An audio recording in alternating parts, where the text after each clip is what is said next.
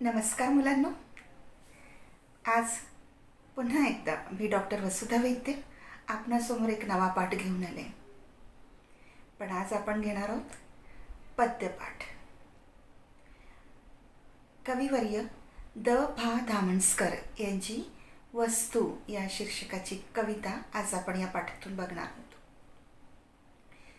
The भा धामणस्कर हे कवी फार सुप्रसिद्ध आहेत, लोकप्रिय कवी आहेत.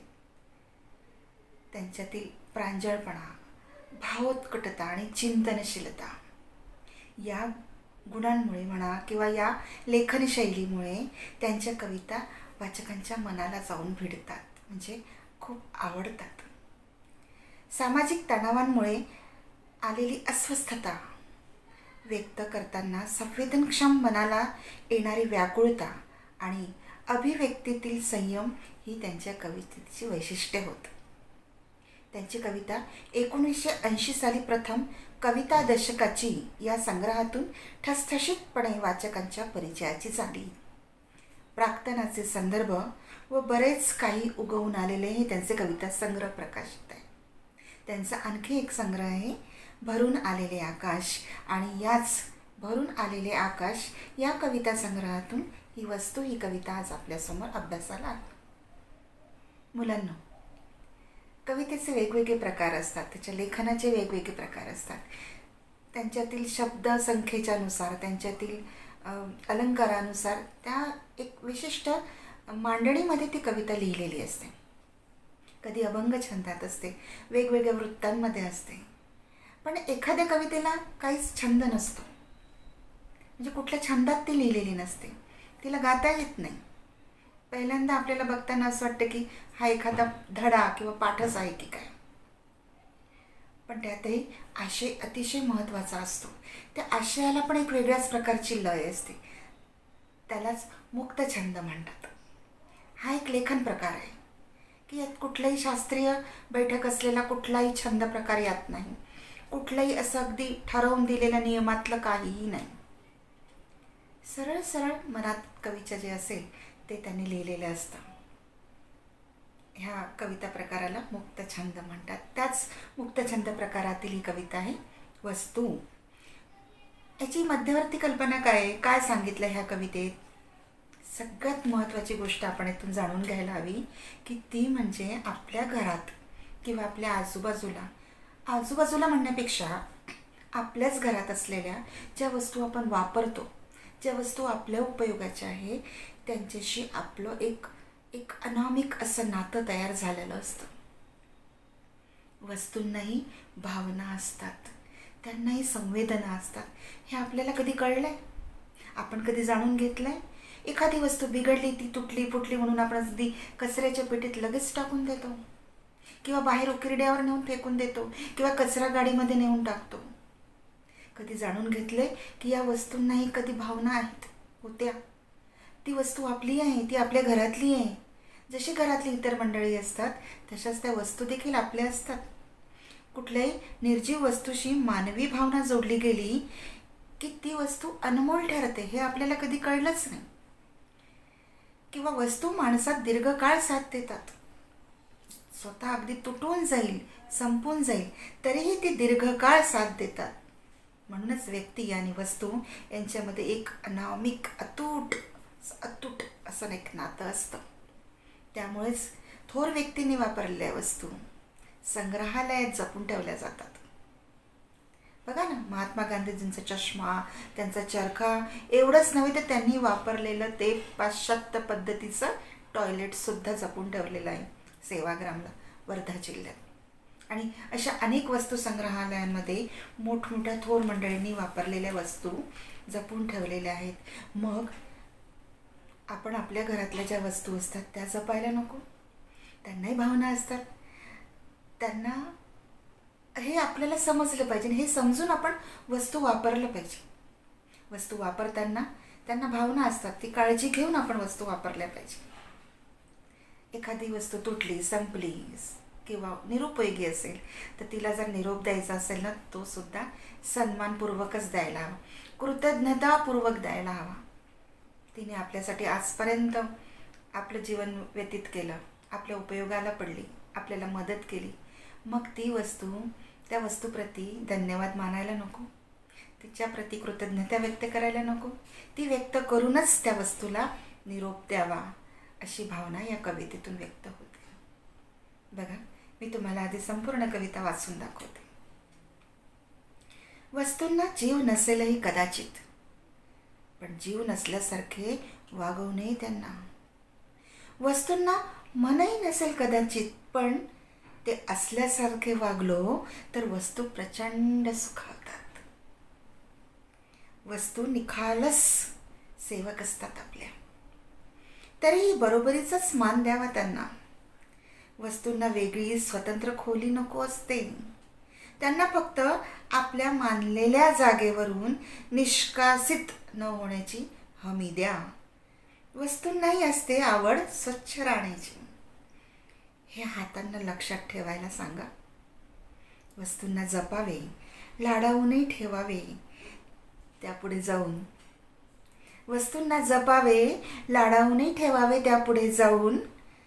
त्याच जिवंत ठेवणार आहेत आपला स्नेह नंतरच्याही काळात. आयुष्य संपले की वस्तूंनाही आजवरच्या हक्काच्या घरात राहू देत नाहीत, तेव्हा कृतज्ञतापूर्ण निरोपाचा त्यांचा हक्क शाबूत ठेवावा.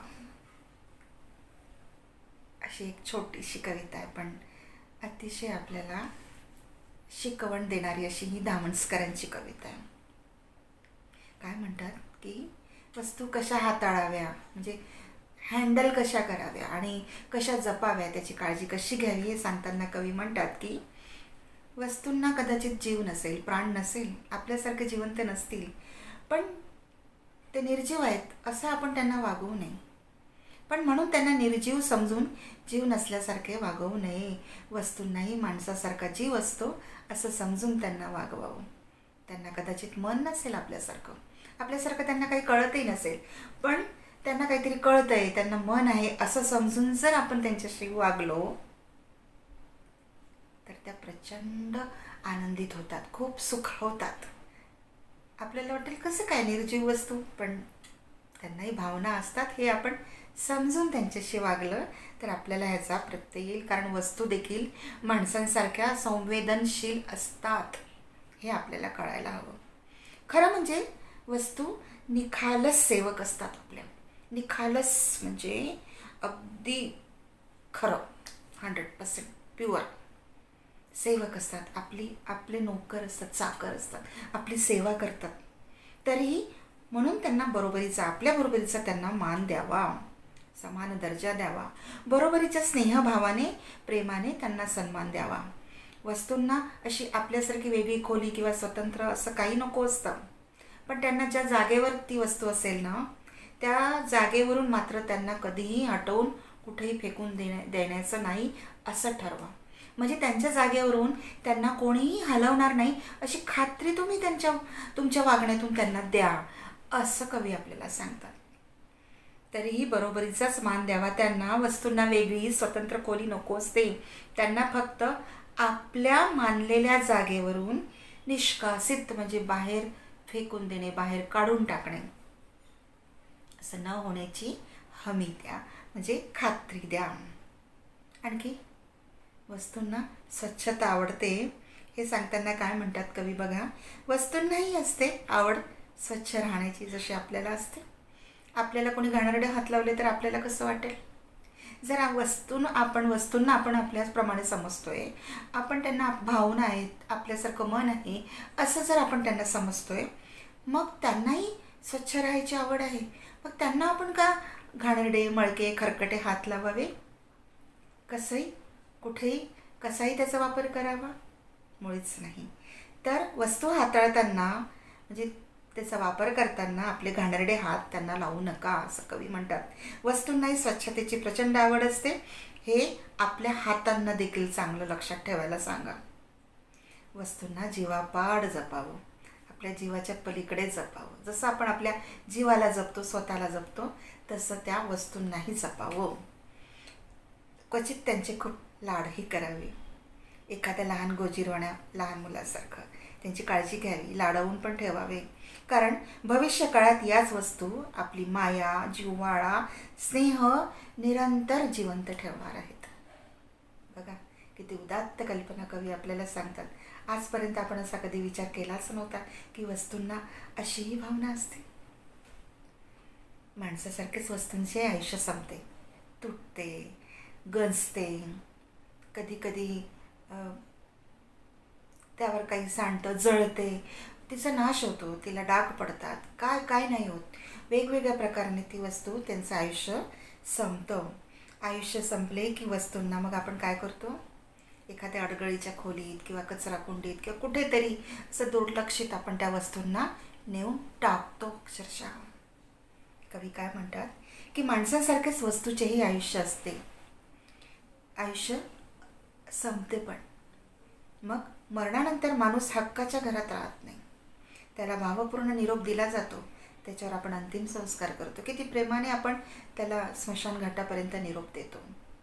तसंच वस्तूंचंही आयुष्य संपलं की आपण त्यांना हक्काच्या जागेवरून हलवतो.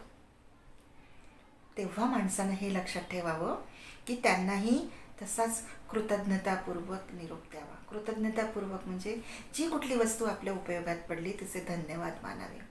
तिच्यामुळे आपल्याला खूप मदत झालेली असते, त्यामुळे कृतज्ञता व्यक्त करावी, तिचे थँक्स म्हणावे आणि आनंदाने, वाईट तर वाटतंच पण तरीही सन्मानाने, आनंदाने, प्रसन्न चेहऱ्याने त्यांना निरोप द्यावा आणि त्यांचा तो जो हक्क आहे तो माणसाने कायम ठेवावा. असं ह्या कवितेतून आपल्याला दामणकर सांगतात की वस्तूंची काळजी कशी घ्यावी, अशी एक फार सुंदर कल्पना यामध्ये सांगितली आणि तिचा संबंध मानवाशी त्यांनी जोडलेला आहे, मानवाच्या भावनांशी जोडलेला आहे. की वस्तूंनाही असते आवड स्वच्छ राहण्याची, ही एक ओळ खूप सुंदर आहे. तर यातलं आपण सौंदर्य बघूया किंवा तुमचा दृष्टिकोन काय असू शकतो की खरंच बरीच माणसे वस्तूंना सजीव समजत नाही, बरोबर आहे. मग त्यांनाही भावना असू शकतात, हे लक्षातही घेत नाही. कवी म्हणतात की त्यांनाही जीव आहे, मन आहे, असे आपण समजून त्यांच्याशी वागलो तर वस्तूंना परमानंद होतो.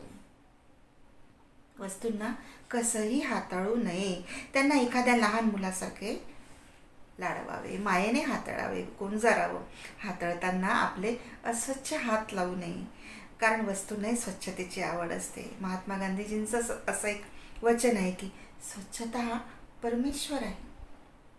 म्हणून केवळ माणसाने स्वच्छ राहावे, केवळ माणसानेच स्वच्छ राहावे असे नाही, तर आपण ज्या वस्तू वापरतो त्या देखील आपण स्वच्छ ठेवाव्या. असा एक फार मोठा संदेश या कवितेतून आपल्यासमोर आलेला आहे. की आपल्याला एखादी कृती दिलेली असेल की कवितेतून कवितेचं पूर्ण एक स्वरूप आपल्यासमोर सांगायचं असेल तर आपण कवितेतले काही मुद्दे लक्षात ठेवायला हवे. त्यानुसार आपल्याला त्याचा रसास्वाद करता येतो किंवा आपल्याला त्या कवितेचे संपूर्ण वैशिष्ट्य सांगता येतं किंवा त्या कवितेमध्ये नेमकं काय दिलेलं आहे हे आपल्या डोळ्यापुढे येतं. तर ही कविता शिकत असताना आपण काही मुद्द्यांच्या आधारावर त्याचा अभ्यास केला, त्याला जाणून घेतलं, समजून घेतलं त्या कवितेला, तर आपल्याला कुठल्याही प्रश्नांची उत्तरं व्यवस्थित लिहिता येईल. तर पहिला मुद्दा आहे प्रस्तुत कवितेचे कवी कोण आहेत, द.भा. दामणकर. कवितेचा रचना प्रकार हा दुसरा भाग लक्षात ठेवायचा. काय आहे रचना प्रकार, मी काय सांगितलं, लिखाणाचा रचना प्रकार मुक्त छंद. आणि कुठल्या कविता संग्रहातून ही कविता घेतली आहे, भरून आलेले आकाश. बरं, कवितेचा विषय काय आहे, मला वाटतं तुम्हाला तर तो समजलाच असेल. कवितेचा विषय आहे की निर्जीव वस्तूंचा सजीवपणा.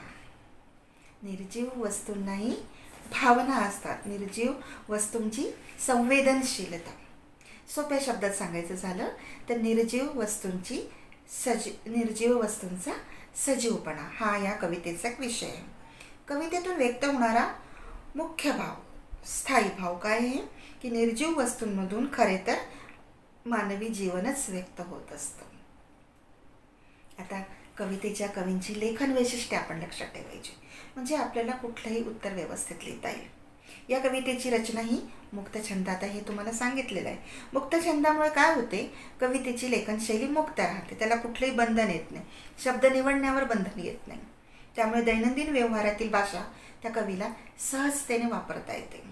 या कवितेत तसेच घडले आहे. सहज भाषा आलेली आहे. दैनंदिन व्यवहारातील भाषेमुळे या कवितेचा वाचकांशी सहज संवाद घडतो. साध्या पण आवाहक शब्दातून मोठे तत्व इथे व्यक्त झाले. कुठले? की त्यांचा कसा सन्मान ठेवावा, आपल्यासारखंच त्यांनाही सुखदुःख कसं कळतं, एक फार मोठं तत्व इथे व्यक्त झालं आहे. अत्यंत हळूवार संवेदनशील भावना कवी नेहमीच्याच साध्यासुध्या शब्दातून व्यक्त करतात. ही झाली त्यांच्या लेखनाची वैशिष्ट्ये. पुढचा मुद्दा येतो की कवितेची मध्यवर्ती कल्पना. मी तुम्हाला पाठाच्या सुरुवातीलाच सांगितले की निर्जीव वस्तूंनाही भावना असते, त्यांनाही मन असते, असा महत्त्वाचा विचार कवींनी या कवितेतून मांडलेला आहे. माणसे वस्तूंचा वापर करतात, त्यांना हाताळतात, उपयोग करतात. त्यांच्या वस्तूंशी वागण्याच्या पद्धतीतून त्या वस्तूंचं स्वरूप घडत आलं. म्हणून कोणतीही वस्तू नजरेला पडताच त्या वस्तूंच्या स्वरूपावरून संबंधित व्यक्तीचे व्यक्तिमत्व कळते. बघा, आपण वस्तू कशी वापरतो यावरून आपलं व्यक्तिमत्व सुद्धा कळत असतं. यावरूनच वस्तू सजीव असतात असे कवींना वाटते. वस्तू आणि माणसे यांच्यातील नाते या कवितेतून कवींनी उलगडून दाखवलं आहे. हा महत्त्वाचा मुद्दा. तर तुम्हाला जर कोणी विचारलं की कवितेतील कुठली ओळ आवडली तर कुठली सांगाल? मला जर कोणी विचारले तर मी सांगेल, वस्तूंना जपावे, लाडावूनही ठेवावे, त्यापुढे जाऊन त्याच जिवंत ठेवणार आहेत आपला स्नेह नंतरच्या काळात. म्हणजे आपण जरी या जगात नसलो तरी आपल्यानंतर आपण वापरलेल्या वस्तू, त्यांच्याबद्दल असलेला स्नेह, आपल्याबद्दल असलेला स्नेह, प्रेम ते जपून ठेवणार आहे. म्हणून तर महात्मा गांधींच्या वस्तू पाहिल्या की आपल्याला तो काळ आठवतो. त्यांच्या वस्तू, त्यांच्यातील आणि महात्मा गांधीतील जे नातेसंबंध आहे, तो जो स्नेह आहे तो आत्ताही आपल्याला त्यांच्या जपून ठेवलेल्या वस्तूतून कळून येतो. असं एक घट्ट नातं त्यांच्याशी असतं. मला वाटतं कविता न आवडेल असं एकही विद्यार्थी तुमच्यापैकी असणार नाही. कविता तुम्हाला खूप आवडली असेल. ह्या कवितेच्या शेवटी आपल्याला जो स्वाध्याय दिलेला आहे की कंदील आणि विजेरी म्हणजे टॉर्च, बॅटरी यांच्यातील संवादाची कल्पना करा आणि संवाद लेखन लिहा. कंदील जुन्या काळातील वस्तू, अतिशय जुन्या काळातील, आणि टॉर्च हा आताच्या काळातील. पण दोघांचे काम काय आहे? प्रकाश देणं. दोघांचे काम एकच, स्वरूप वेगळं, प्रकार वेगळा, त्याचा आकार वेगळा, त्याला लागणारे साहित्य वेगळं. कंदिलाला काय लागतं? वात, तेल, काच. बॅटरीला काय लागते? Button, battery. टॉर्चला तिथे पण काच. पण दोघांचे काम एकच, कुठलं? प्रकाश देणे. मग ह्या जर दोन वस्तू एकमेकांच्या समोर आल्या तर त्या एकमेकांशी काय बोलतील? कदाचित टॉर्च त्या कंदिलाला हिणवेल, तू काय जुन्या काळातला, मी काय नवीन काळातला, वगैरे वगैरे. मग त्या दोघांमध्ये नेमकं काय घडत असेल, कुठला संवाद घडत असेल? लिहू शकाल तुम्ही? इथे दिलेले आहेत 5, 6, 10 ओळींचा एक संवाद तुम्ही लिहून ठेवा. म्हणजे तुम्हाला ही वस्तू, ही कविता समजली असा त्याचा अर्थ होतो. छान वाचा पाठ्यपुस्तकातील ही कविता, त्यातले अर्थ समजून घ्या. आणि ह्या कवितेतील जो मध्यवर्ती विचार आहे की माणूस आणि वस्तू यांच्यामध्ये असलेलं जे एक अतूट नातं आणि निर्जीव वस्तूंनाही भावना असतात, त्यांना सजीव समजून त्यांना कसं हाताळायचं, त्यांच्यावर कसं प्रेम करायचं, असा एक फार मोठा मोलाचा संदेश आपल्याला इथे मिळालेला आहे. तर काही नवीन शब्द याच्यामध्ये आले, मी ते परत तुम्हाला सांगते की प्रचंड सुखावतात म्हणजे खूप आनंदित होतात. निखालस म्हणजे अगदी खरे, सेवक म्हणजे चाकर, बरोबरीचा मान देणे म्हणजे समान दर्जा देणे, निष्कासित करणे म्हणजे त्यांचं जे काही पद असतं, ती काही जागा असते त्याच्यावरून त्यांना खाली उतरवणे म्हणजे बाजूला करणे. स्नेह म्हणजे अर्थातच प्रेम, जिव्हाळा, माया. हक्क म्हणजे अधिकार, स्वतःचा अधिकार. कृतज्ञता म्हणजे आदरयुक्त भावना. काही वाक्प्रचार आले आहेत या कवितेत, त्याचाही आपण अर्थ समजून घेऊया. जीवन असणे, सांगा. जीवन असणे, प्राण नसणे, बरोबर. मान देणे, सन्मान देणे, हमी देणे, खात्री देणे, आश्वासन देणे. लाडावून ठेवणे म्हणजे सतत कौतुक करणे. आयुष्य संपणे म्हणजे मरण येणे. निरोप देणे म्हणजे टाटा बाय बाय करणे, सोडून देणे, सोडणे. शाबूत ठेवणे म्हणजे जपून शिल्लक ठेवणे. या वाक्प्रचारांचा आणि यात आलेल्या नवीन शब्दांचा अर्थ तुम्ही समजून घेतला. कवितेची मध्यवर्ती कल्पनाही समजून घेतली, कवींची लेखनशैलीही समजून घेतली. आणि आता तुम्हाला मी काय अभ्यास दिलेला आहे की कंदील आणि आताच्या काळातील टॉर्च म्हणजे विजेरी यांच्यामध्ये काय संवाद होत असेल याची कल्पना करायची आणि तो तुम्ही वहीमध्ये लिहून ठेवायचा आणि आपल्या परीक्षेसाठी हा पद्यपाठ तयार ठेवायचा. ठीक आहे. तर मग मी आता या व्हिडिओ पुरता मी आपल्या सर्वांचा निरोप घेते. भेटूया पुढील पाठात. तोपर्यंत धन्यवाद.